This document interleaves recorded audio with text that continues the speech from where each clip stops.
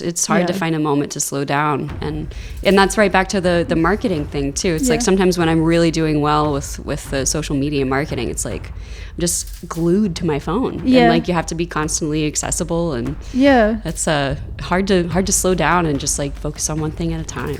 I used to put out daily videos, and what I found was, while I was keeping up with like the algorithm, you got to keep up with it, I was putting out like shittier content because I'm like, I'm being stressed out to kind of like put something every day. So now I'm trying to adapt my new lifestyle into a slower, more sustainable lifestyle, and then just kind of trust like, this is the best I could do. If it doesn't become big, I'm not going to like let myself rot to death trying to make it, just to put out shitty content because the algorithm requires that I get more and more out there. It's just like, I'm not doing that anymore.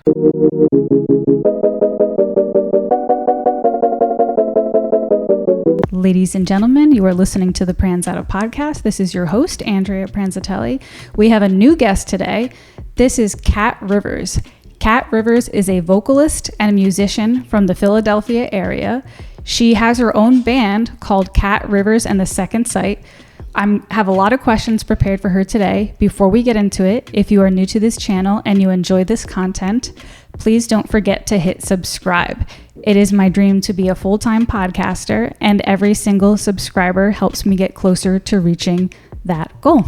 Okay, so my first question for you, I'm friends with your drummer, so I already know some of your band members. I'm really curious about the background story of how you guys came together. Was this something like you wrote your own originals and wanted to put a project together, or were you guys friends before? I'm curious about that. Yeah, that's so fun. So I did start off as a solo project, and I was doing a lot more of like the singer-songwriter kind of folk music sort of thing. Yeah. And I was like, I really wanted a band because I love to perform. I love to get on stage and like jump around and, belt, that kind of deal. And so I was actively looking to form a band because the arrangements that you get, I think the possibilities to make the music like that much higher of a caliber are so much bigger too. But then Bob actually found me because he was working with like a funk project, and he was still looking for a lead singer. And he came to one of my solo acoustic gigs, and I actually looked back at my like Venmo history when I was doing my taxes, fun stuff. But I saw that Bob tipped me $40 at that gig. So yeah, and he was like, "Do you want to audition for a band?" And so I ended up working on that project with him. But then I was still trying to form my own at the same time. And so Bob had met Rick because they were going to the same gym together, and Rick is my guitarist.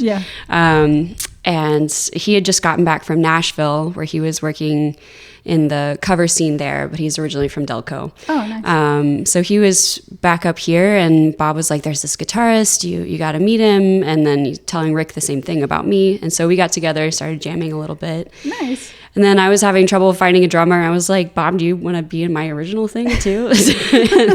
He was like, "Yeah, sure." And we tried out a couple of bassists, but they weren't really clicking. And then Rick brought on Ava, who's our bassist. And Rick and Ava grew up doing School of Rock together. Oh, yeah, okay. That's how that works. Okay. Yeah. That's funny you say that about the bassist, because that's been my band history as well. I have my own band called Arcane Jane. I'm thinking of rebranding the name of it though. But for now, let's just keep calling it Arcane Jane. We've had two different drummers, but a drummer was easy to find. But we've been through like 5 bassists, and I don't know what it is about the bassist, but I can't find one that sticks. I had one that was great. He was really good, but he was just kind of flaky and stopped showing up. Then we had another one that he ended up liking me, and then I ended up dating someone else and he left. Like, it's just like always stuff like that going on. But your band seems to have really good chemistry right now with what you guys have. How long have you guys been going? Just you guys, It's been just over a year.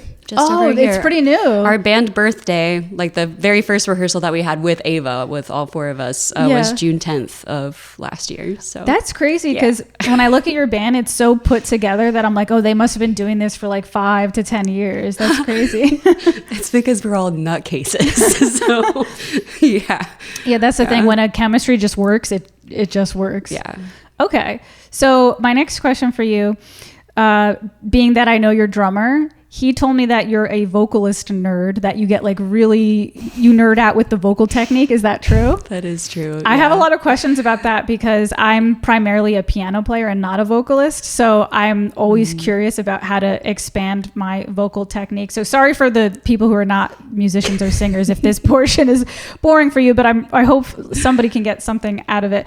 Well, you know what? Let's start with the breathing one, because actually I feel like that could be useful for so many different people, is like breathing technique. Did you ever get into that, like proper breathing technique and stuff like that? Well, I mean, yeah, that's at the base of all of it. I mean, I started taking voice lessons when I was in high school, and then, continued throughout college. I had a musical theater degree, so studied throughout that, and then continued with like a lot of different voice teachers in New York and Philly too. But yeah, that's one of the first things that everybody talks about, is looking at your preparation, and the breath is the preparation for the sound. So was it you said you had a lot of different voice teachers. Was that confusing for you, learning from different teachers and having like contradictory teaching styles and stuff like that? I think you learn something different from every teacher that you take with. And what's cool about vocal knowledge, as I'm sure it is with like piano or with anything, is that you start off with those foundational skills, and then as you grow, you're able to get more into the minutia of it all. And so it was more of just like building a tool belt of different techniques to help with different songs. I think the biggest jump was probably in high school. I was taking with a former opera singer. Very different from like what you need for belt technique for musical theater, and then transitioning into like pop rock, that kind of deal. So a lot bigger of a transition from doing like legit opera and like classical singing to, pop and rock and that kind of thing. Would you say you use any of your opera technique still today, or is it totally shifted? Like, does that any of that carry over to more modern styles of music? Oh, for sure. Yeah. Because what's happening when you have to have like a high belt sound that you can do sustainably and that's healthy, is you really want to make sure that you're training your chest voice and also your head voice. And so your head voice is what you use to sing really high. Like you think Ariana Grande or things like that. And so if you have both of those strengthened, then you can work on a mix, and a mixed belt is what's going to be able to get you through in the long run. That was literally going to be my next question. I was going to ask you, is the mixed voice real? Because I'm like it's like to me, I'm like, where is this thing? It's like the G spot. It's like it's like a mystery how to find it. So there is such thing as a mixed voice. So it's just a combination of your chest and your head voice. I can't. Okay, that's my biggest. Do you teach lessons? Because like now I might just take lessons from you later. Do you teach lessons? I don't. Like that's the thing, is that I feel like being able to sing and knowing a lot about the voice is different from being able to teach. Like I would want to get more certifications in order to be like really good at it. That's always been my thing, is I can belt only up to a F sharp or G, the one right above middle C, which really limits me to what songs I want to sing, because I have to lower everything to a lower key, which is fine, but then it doesn't have power. And I belt all my high notes in like this head voice that sounds like Mickey Mouse, and I'm like, I can't find the mixed voice that everybody's talking about, you know? So it's annoying. Oh my gosh. I have, there's a couple of people I follow on TikTok that have great like video series about that. I'll send that. You'll have to send them my way. Okay. So as we were walking up here, I'm really curious about this. You said you grew up in Kentucky. How is that for anybody listening? We live in Philadelphia. What is the lifestyle like in Kentucky versus Philadelphia? Which do you like better? I've never been to Kentucky. I don't even think I've met anybody from Kentucky. So I'm very curious about that. Well, yeah, there's definitely a cultural difference for sure. Like it's the South. It's like, I guess kind of Midwest, but it feels like the South to me. So it's like bless her heart kind of culture versus like Philly that feels very direct. And there's a funny story I like to tell. I'd been living in Philly for couple of years at this point. I was like, okay, it's time. I got to go and get like a real Italian hoagie, like not from Wawa. I'm going to do it. And so I went to a place in South Philly called Vincenzo's. Ooh. And I walk in and it's like just a bunch of old Italian dudes. And they all like immediately turn and look at me. I'm like, oh, this is like a local spot. And then I walk up to the counter and I ask for a menu at a hoagie place. And so then they're already like, this girl is not from around here. And I'm looking at it, I'm like, I panic and I'm like, I guess I'll get an Italian. And they're like, what do you want on it? I'm like, And then this guy goes, give her the works. It's better that way. I'm like, okay, sure. I'll take the works. And so then, he's back behind the counter getting my order together. And he's like, you're not from around here, are you? And I said, no. Where are you from? Kentucky. You went from bad to worse. So, you don't have an accent to me, or at least I can't pick up. Did you used to have an accent and it changed over time, or? It still comes out every once in a while, for sure. Yeah. I mean, you definitely don't have a Philly accent, so but you also don't have like a Southern accent either. Yeah. I always say I can turn it on if I want to, but I feel like I just heard it a little bit right there. Yeah. In Kentucky, did you live in a country area or a city area? There's a city part of Kentucky, right? Yeah. I mean, in between, small town called Paducah, but I wasn't like growing up on the farm or anything. Yeah. So, and you were born there. Like you were born in Kentucky. In Paducah, yeah. Mm-hmm. Okay. And you said you've been living in Philly for 10 years. Yeah. Okay. What do you like better? I like the city. I need to have like a lot of stuff going on. Like I like to go back and visit home, but after a couple of days, I'm like, I need something to do. Like I need to be able to walk around. I like how walkable Philly is. Your family lives in Kentucky still? My parents do.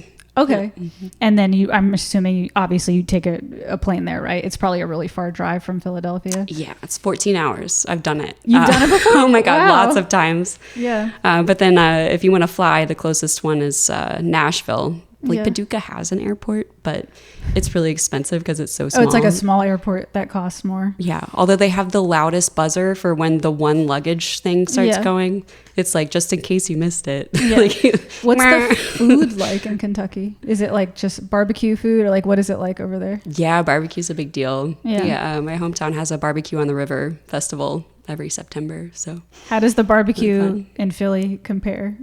Is it bullshit over here?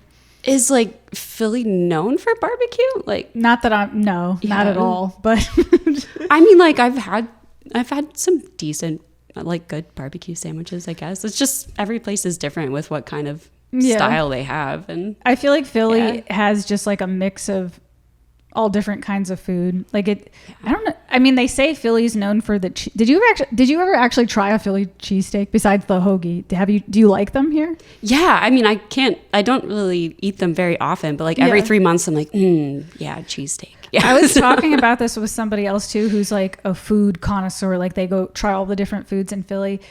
And I'm like, when I first got here and I was new, same thing as you, like I want to be a real Philly resident and try a cheesesteak. Mm-hmm. Everybody swore by Pat's and then the one right next to it. And when no offense to the like true Philly people listening who are going to hate me for saying this, it was just like really cold bread. Like, do you know what I'm talking about? Have you ever tried it before? It's like Cheese Whiz and really cold bread. I'm like, what the hell is this? And they're like, yeah, that's the classic Philly cheesesteak way. It's not hot bread. It's not hot toasted bread. It's like a cold, fresh bread, but cold. And I was like, this sucks. Like, see, that's so funny that like you have Philly people say like go to Pat's and Gino's, because then like I've heard a lot of Philly people be like, no, that's like a tourist trap. Like, don't go there. I hope we don't start a war with this conversation. But like, I've heard a lot of people say like the best place to get a cheesesteak is just the corner store. Okay. You know, like whatever's closest to you. Yeah. Mine is not good, but there's a couple. There's well, that's on the window. There is, and I'm not going to name who it is because I feel guilty doing that. But there is a couple pizzerias in my area that are known to have a good cheesesteak. So that's our corner store, is the local pizzerias. Yeah. Well, actually, I don't want to tell people where you live, so we won't get too specific. But do you live closer to Center City? Is that right? Yeah, I'm in Queen Village. So. Okay. Are we allowed to tell people that? Yeah, I mean, you're not going to get my address or my street crossing. That's true. Yeah.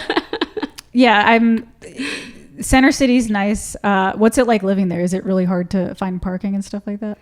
I'm at like a weird spot where, oh my gosh, my eyes are watering so much for some reason right now. That happened, by the way, side note, that happens to me. We were both saying earlier that we're both anxious people.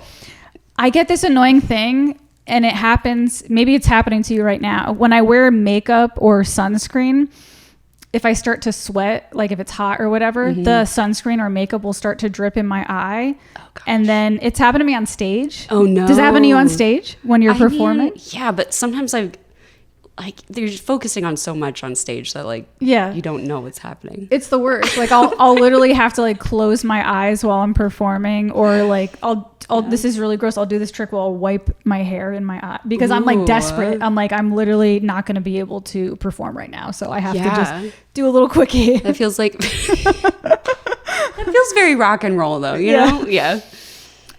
Okay, so let's getting away from the Kentucky Philly talk and back to your music writing.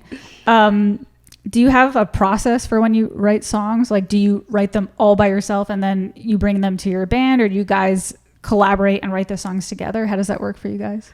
I would say that every song comes together kind of differently. Because there's ones that I bring in and they're like pretty close to complete. Like I've got the verse, chorus, bridge, like it's pretty close. But then of course they come in and they make it way better. Yeah. But then there's other ones where it's just like we're in the room together jamming, and like Rick has just got some riff going on and Bob's got a beat going, and I'm like, that sounds like something, and then I hum over it, go home, write some lyrics, come back, and then we fine tune. Like everything's a little bit different. I've always found that working in a group makes songwriting so much easier and so much quicker. Because what I'll do when I'm home by myself, I'll just jam on the piano, hum like a random melody, and then go back to it later and try to put lyrics to it and stuff like that.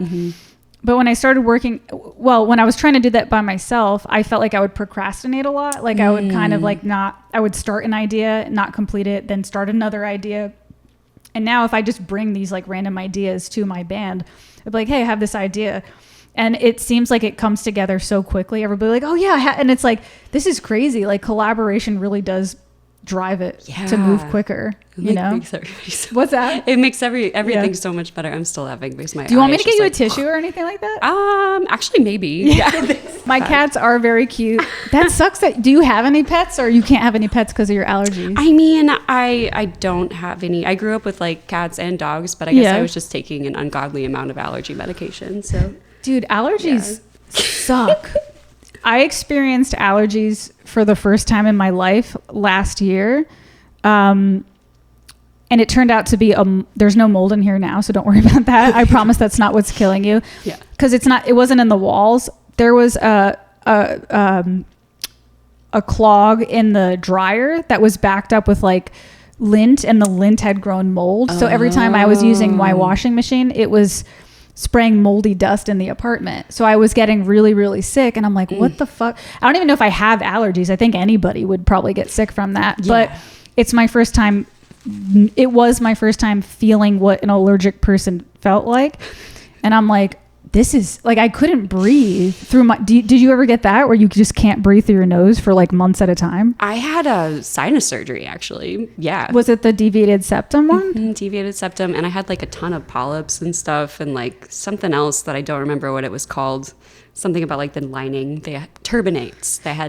They were going to do that to me too. Oh my gosh. Whoa. They didn't do it. I canceled it because once I found the root of the problem. I'm like, it was driving me nuts. I'm like, what the hell is going on? I've never had allergies. I got tested for cat allergies. It was negative. What? I was negative for everything except dust mites, but I'm like, there's not that much dust in here. And I cleaned the hell out of my bed. And once I fixed that dryer pipe that was clogged, all the problems went away. But I was scheduled to get turbinates reduced. Yeah. And my deviated septum fixed. Did it help you? Oh my God, so much. Changed my life. Changed my voice. In a positive way? Yeah. Damn, maybe I'll get one just to get a better singing voice. Maybe I'll finally get the mixed voice wow, okay. Yeah, maybe next year then, because I do have apparently a very crooked septum. Yeah. So It helps a lot. It definitely did. Because, I mean, I got more space back to resonate, for like my voice to resonate in my face. Oh my God. Maybe. So I might reschedule. Yeah. I think I've been sick a lot less too. So I don't know. Do you convincing you to get surgery or whatever? Because it's funny. I thought of getting it just because I was like, maybe it'll help improve my breathing in general. Like maybe even if I don't have like breathing issues, it might just help me feel good. And that the next time I do get sick or the next time I do have an allergy, it will like be preventative care. You know what I mean? But that's crazy. And how long was like the recovery for that? Yeah, honestly, I was surprised that it wasn't that bad. I was, it hurt like the first day or two after it, but then it was a pretty fast recovery after that. When did you get it? Last May, I think, or maybe 2 years ago. I can't remember. It's been a while. So it was before you started your band. Mm-hmm. Huh. Yeah. Okay. So how often do you guys perform live in your band? We're trying to do about like between 2 to 4 shows a month at this point. Yeah. Before our big EP release show at the end of June, we were kind of really focusing on that one. So like putting all of our energy into marketing that one, and that was cool. But we're getting to the point now where we're starting to try to branch out and open up more outside of Philly and do a little bit more of a regional kind of thing too. So who does the marketing end of things? So that's kind of a team effort with me and Ava. We both kind of work on the social media stuff, and then Ava's been awesome about researching like meta ad campaigns and things like that. Also shout out to Karina from our friends at Valentina. Shout out to Karina, whoever she is. Yeah, she's in Valentina. Her band played for a couple of different shows with us, and she's great at marketing and helped show us the ropes. So nice. Yeah. Do you find it challenging to balance out? Because I personally find it challenging, but I'm also kind of a one-woman show right now, so that might be what makes it harder. You said you have your bassist that helps you, but regardless, do you guys find it challenging to try to balance out being an artist and creating while doing the social media end of things, or do you guys like marketing? It can definitely, there's a balance. Yeah. There's always a balance. So like when we were heading up to that EP release, it wasn't just the marketing. Like, yes, there's like a big marketing push for sure. Yeah. But then there's also all the details of organizing the show and like getting everything together, getting the merch together, all of that. So that was kind of tough. Like I kind of was in a few moments where I was like, I don't know if I'm ever going to write anything again or like feel creative again.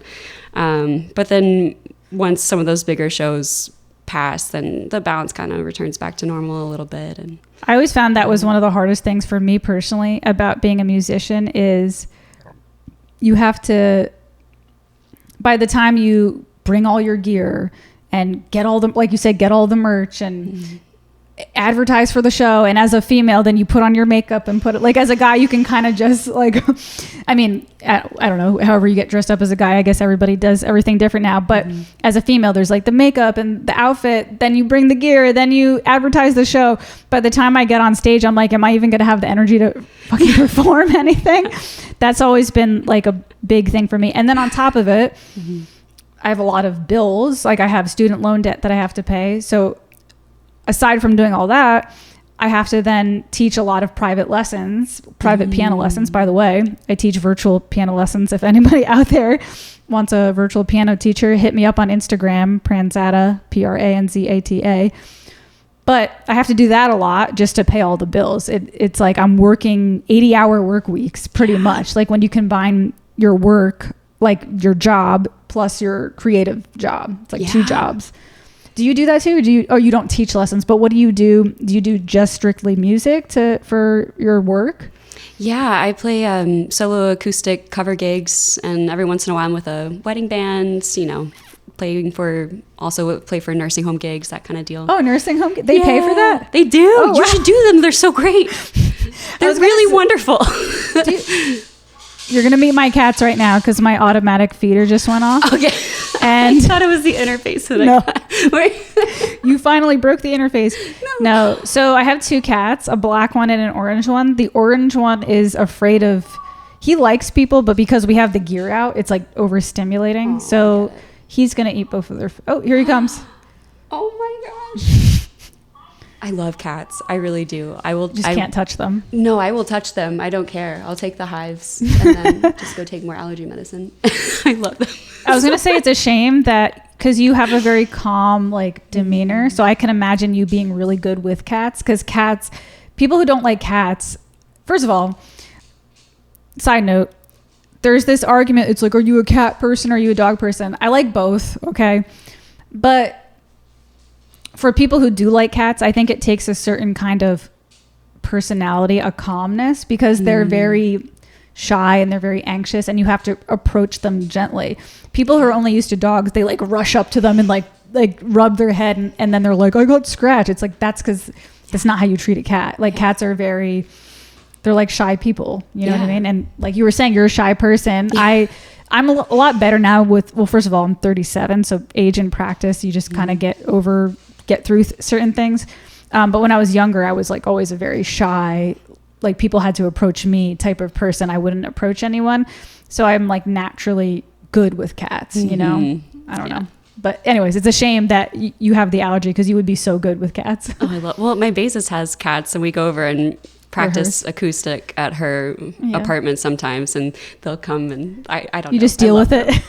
Well, it's not even, I mean, it's some days are worse than others with allergies or like I just take extra medicine before I go over there. And which one do you take? The medicine? Oh God.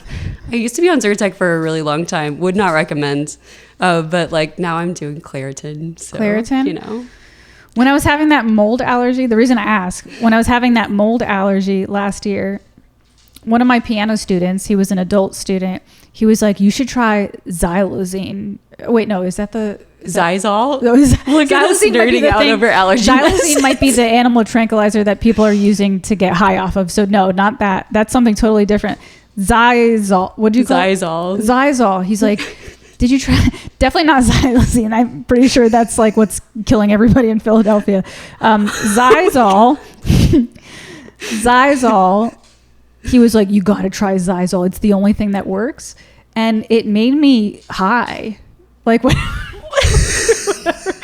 This is the best conversation I've ever had. Oh my God. It made me like, I remember my friend Stephanie, if she's listening, she'll vouch for this. I went into work because I work part-time at a music studio in Collingswood, New Jersey. Mm-hmm. I went over there and she was like, are you okay? I'm like, I took Xylazine. And then she's like, what is that? I'm like, it's an allergy medication.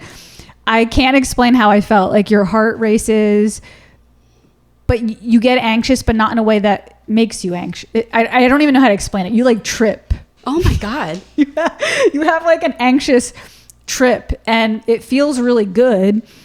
And it does get rid of your allergies, but you can't realistically live like that. This is now a Xylazine PSA. And I'm pretty sure it was illegal at one point. And because really? I started reading the reviews and it was like, some people had like hallucinations. I have some here if you want to. Oh my God. Very different podcast episode all of a sudden. So yeah, I mean, I might try to take it again because it was fun, but it's not, it will cure your allergies, but it will also maybe give you psychosis or something like that. Well, I don't need any of that yet. So, but yeah, that's Xylazine, not xylazine. Xylazine is definitely the thing that, like in Kensington, that kills everybody. I'm not like, I'm not even trying to make fun of it, but it's a real thing. Yeah, well, will not help with your allergies either, right? So. That it might get rid of all your pain, but we need a doctor. I guess we can't talk about this stuff. But no, the Xylazine will mess you up. That's all I have to say. The Zyrtec doesn't do that. I mean, it makes you really tired, like, so don't take it in the morning. But also, when I got off of it after, I didn't need it as much after the surgery, my whole body was itching because I'd been taking it for like, addicted to it? Like 15 years or whatever every day. And so. You probably were having like a like a withdrawal effect, or you just weren't used to feeling histamine, right? Isn't it histamine the thing? Histamine is what causes the allergy. So probably it's like your first time being raw without the medication. So you're feeling all the histamine levels, and that makes perfect sense. Either way, that's not crazy. Fun. So whatever was happening. I just recently went off of, hello everybody. I just recently went off of antidepressants. I don't know if that's a mission you went on before, but I was taking Zoloft for 8 years at this point, and I've been off of it for like 3 months. And anytime in the past I had tried to go off of it, I had a really bad relapse. And this is the first time it's actually been successful. So I don't know what changed or what happened, but yeah. Yeah. Man, I'm glad it's working out for you. Yeah. All your listeners who are listening to this would be like, that lady's crazy. No. I mean, like, I'm on Wellbutrin. Like, hey, are you? Yeah, makes my life better. It helps you?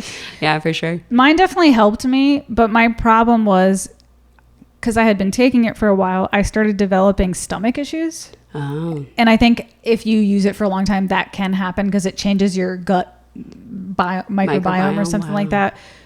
So I'm like, let me experiment with this and see if it helps. It has helped a bit so far, but yeah, it's crazy journey to go off of antidepressants. For sure. I mean, I feel like this all links back to like the doing 80 jobs as a musician too. It's like, of course, like mental health is a really important priority to kind of have. I was thinking about that. It's funny you say that. I was thinking about that lately, how, I mean, this is cliche and it's not news, but it is true. Even, like, no matter how many times I say it, it's true. The way we live now in our fast-paced environment, especially we live in a city, is not normal. It's like our bodies are not evolved to handle this. Something I've been trying to do lately to heal my gut issues is to chew my food slowly. Everybody knows that. Everyone's like, yeah, chew your food slowly, whatever. And they eat fast. But I've reached a point where I have no choice because some of my health issues got so bad where it's like, you need to slow down. And I was looking online about our digestive system, and I was reading a lot about that. So apparently if you're a carnivore, like a cat is a carnivore, they eat only meat and no plants.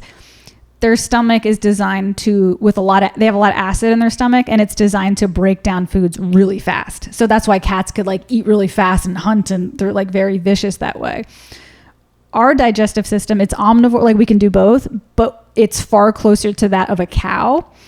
And cows eat really slow. Like, so our digestive system is more designed to do that. Yeah. Even though we can eat meats as well, we're supposed to mostly be eating plants, not just meats. So we're supposed to be chewing like closer to the way a cow would. And cows, they chew something like 50 bites, like 50 chews per bite. Wow. So I've been like, holy shit, this makes so much sense. Like we're not supposed to be eating on the fly, like in our cars. Like we do that all the time in the United States, especially, maybe not everywhere in the United States, but how in busy Philly, everything is. It's like, oh my God, I got to get to work. I got to do this. And it's like, hold on. It's okay to move a little slow throughout the day. So I'm trying to like let go of that guilt towards like moving slowly between tasks. And when it's time to eat, I'm like, let me just sit and eat and not like, oh, I need to eat and do that. Like, you know what I mean? So it's been like a whole new kind of lifestyle for me that I'm still getting used to. And I'm like starting with the eating, but I'm trying to do it with other things too. Like, okay, like take a few breaths after I eat, like, just all that stuff, like not have the phone on while I'm eating, not have the phone on everywhere with me, everywhere I go. Cause it's like too much noise constantly. Yeah. I mean, there's so much stimulation everywhere. It's hard to find a moment to slow down. And that's right back to the marketing thing too. It's like sometimes when I'm really doing well with the social media marketing, it's like I'm just glued to my phone. Yeah. And like you have to be constantly accessible, and that's hard to slow down and just like focus on one thing at a time. So. That's what I was telling you, like before we started, I was telling her that she's lucky she made it for this episode, because I'm going to be redirecting the vision of the podcast going forward. And I'm going to redirect, like, I used to put out daily videos. And what I found was, while I was keeping up with like the algorithm, you got to keep up with it. I was putting out like shittier content because I'm like, I'm being stressed out to kind of like put something every day. So now I'm trying to adapt my new lifestyle into a slower, more sustainable lifestyle. Yeah. So I'm going to put out like maybe 3 videos a week instead of 1 every day. Yeah. So I can focus on better quality and more time to edit so that they could be better quality, and then just kind of trust like, this is the best I could do. If it doesn't become big, I'm not going to like let myself rot to death trying to make it, just to put out shitty content because the algorithm requires that I get more and more out there. It's just like, I'm not doing that anymore, And making it sustainable is probably also going to keep your joy for it too. Yeah. And then it's funny. I mean, I don't know, but I'm hoping it kind of works out that if I do have joy, it will show on the camera and people will be more inclined to watch it, you know what I mean? Instead of like me, the stressed out person, like trying to keep up with it all. Yeah. And people always be like, you're so, like, I get a lot of compliments about my brain's my brain's broken. I can't even think of normal words anymore. That's how tired I am. Consistent. I couldn't think of the word consistent. They're like, you're so consistent. It's amazing. And I'm like, I don't even want to be prided for that anymore. Like, I want to be prided for like taking a nap, Yes. Well, I'm proud of you. Next time you take a nap, hell yeah. But sorry, I feel like I'm talking more about myself than you.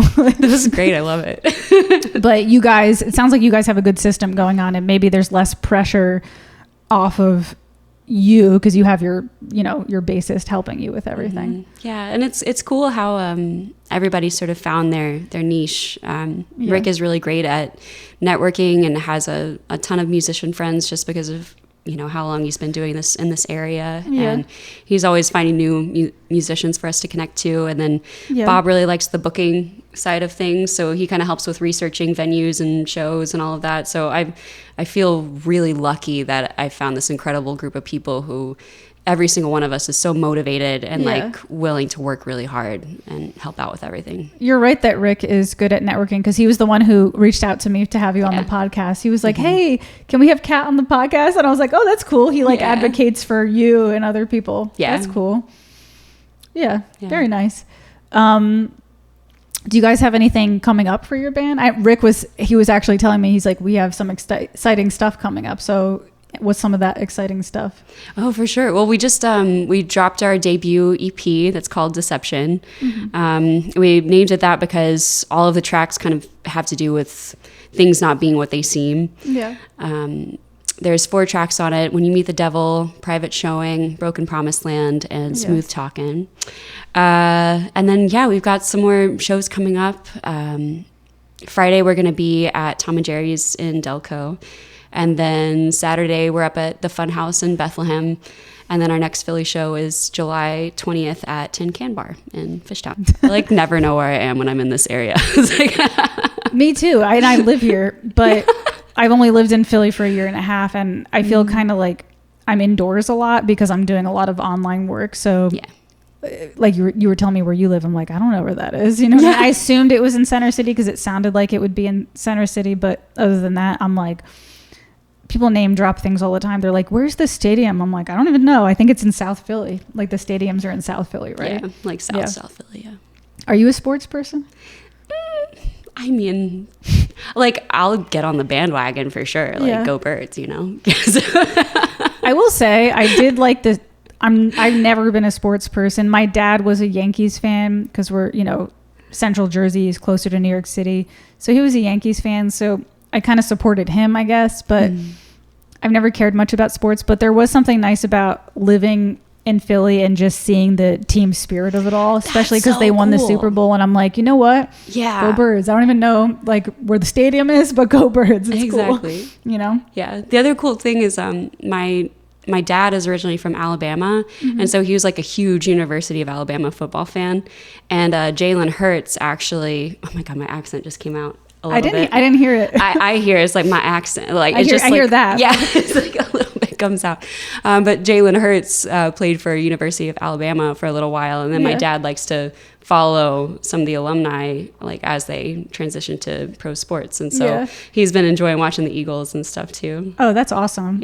Yeah. So Yeah, but besides like just being part of the team spirit of it, I couldn't tell you. I know that guy that you just named, but I couldn't even tell you any of the other names of the people. So I'm like, next year I have to. Is it even on yet? No, it's not on yet. This season.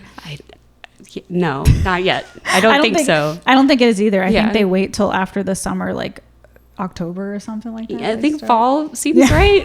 Oh God, we're bad Eagles fans. But see, that's what it is. In Philly, you don't even have to listen. You don't have to be a sports fan, and you just like the Eagles. You don't know why, but you just do. Yeah.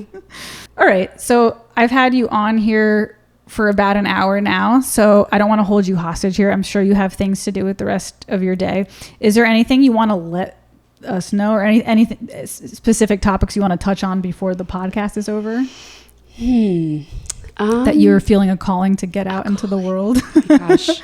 I don't know. I guess it's just been such a wonderful year of playing with this band and making music. And if anybody feels like they want to check it out and stream our music, then I'd love to share it with you. Come catch a live show. We love performing live. Yeah, I'm going to leave her. However, I'm going to say this in a second because I forgot. I always ask the guest a philosophy question at the end of the podcast. I don't want to intimidate you or just throw it on you. Okay. I didn't mentally prepare one, so let me just give you one really quick. Cool. Do you have any spiritual beliefs at all that get you by, or is that not your thing? Where do you stand spiritually? I'm not really spiritual. I grew up in Kentucky, so I was in the Bible Belt. I was went to a Presbyterian church, and I like the main ideas of it, but I don't consider myself a Christian really anymore. Would you consider yourself atheist at this point, or just kind of agnostic that you take some of the things, but just keep an open mind about it? I guess more atheist, I think. But I really try to look for the good in other people, and I believe in, doing as much good as you can. I follow this one woman on TikTok who talks about things like that, and how like spirituality is looking different for for like millennials and Gen Z kind of, and how political activism and like justice is kind of taking shape as like a form of spirituality, I guess. So I guess I try to stay active in that. That's interesting that you put it that way, because I've heard this quote before that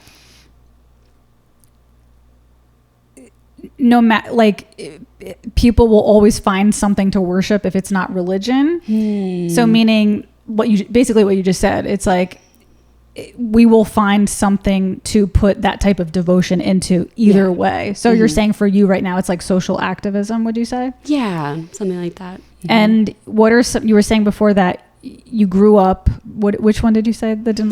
Presbyterian. So I think my church was a lot more open-minded than I guess a lot of them. Yeah. Like, they had gay ordained ministers in that part of the Presbyterian church.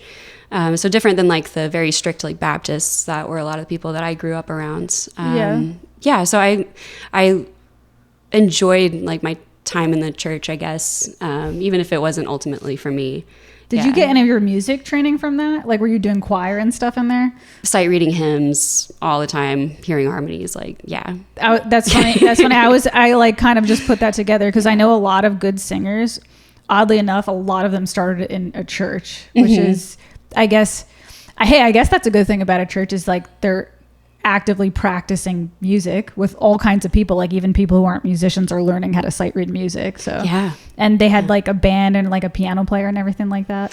Oh, well, it was very like traditional, like very quiet. Like we always joked that Presbyterian applause was like when it was so silent you could hear a pin drop. So it was that kind of like very like traditional church music. Were you in the alto or soprano end of the choir? Soprano. Yeah. But, cool. With range, kind of singing whatever. Yeah. Alrighty, so there we have it, guys. That's her answer to the spiritual question of the podcast. I'm going to include a link to her Instagram below if you guys want to follow her. She's an incredible musician, so her voice is fantastic, and like I said, the chemistry of her band is incredible. I personally know the drummer. He's a fantastic drummer, so I can only imagine how good everybody is. He plays blindfolded sometimes. I didn't know that about him. He's all I know is I worked with him for a random gig, like it was a cover gig, and he put together the song so fast and so creatively and on point. It was really good. That's Bob. So, and I've heard you singing on Instagram, so I can already tell the caliber of the band is incredible. I'm going to put a link to her Instagram. You guys should give her a follow. And if you're from the area, go see one of her live shows. And that's it. Pranzata Podcast, episode 155 or 6. That's incredible. One of them, 5 or 6. I don't remember. But it's one of those. And that's it. Have a good day, guys. Bye.